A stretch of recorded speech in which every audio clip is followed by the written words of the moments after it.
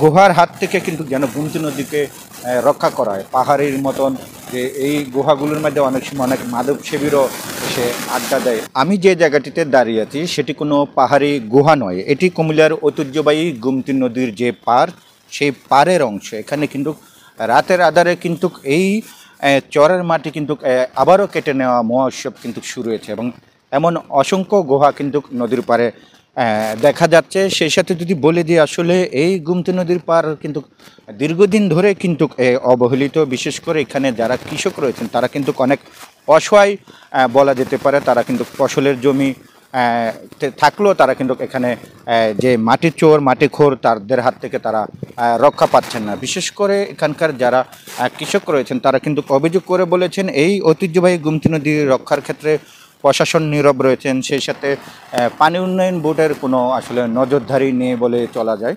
এবং এখানকার যারা বাসিন্দা তারাও কিন্তু বলেছেন যে এই যে গোমতী নদী প্রায় 20 থেকে 30 বছর ধরে দুই পারের অবৈধ মাটি তারা কিন্তু চলে। সানবিট সব দিবে সামাল।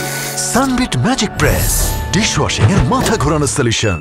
আমরা আসলে যদি দেখাই যে ঘুরে দেখাই যে আসলে নদীর আবারও মাটি কাটা শুরু হয়েছে, যার ফলে কিন্তু এখানকার মানুষজনের ভিতরে আবারও আতঙ্ক সৃষ্টি হচ্ছে। বিশেষ করে যে গত বছরে যে বন্যার পানিতে কিন্তু নদীর দুই চর ডুবে কিন্তু যারা বাসিন্দারা আছেন তাদের বাড়িঘরে কিন্তু পানিতে তলিয়ে গিয়েছিল, সেটা আমরা দেখেছিলাম এবং সেখানে কিন্তু অনেক মানুষ কিন্তু আসলে নির্ঘুম রাত কাটিয়েছেন, যার ফলে কিন্তু মানুষদের ভিতরে এখনও আতঙ্ক রয়ে গেছে। আবারও যদি আসলে বন্যার পানিতে গোমতী নদী বেড়ে যায় এবং ভারতীয় উজার জলের পানি যদি গোমতী নদীতে আসে, তাহলে কিন্তু আবারও বাঁধ এবং শহরমুখী ফেরিবাঁধ বিশেষ করে যেই সেতু রয়েছে সেগুলো কিন্তু ঝুঁকিতে থাকবে বলে এখানকার লোকজন দাবি করেছেন। এবং সকলেরই একটাই দাবি যে আসলে এরকম গুহার হাত থেকে কিন্তু যেন গোমতী নদীকে রক্ষা করা হয়। পাহাড়ের মতন যে এই গুহাগুলোর মধ্যে অনেক সময় অনেক মাদক সেবীরও এসে আড্ডা দেয়, এরকম একটি অভিযোগ পেয়েছি আমরা।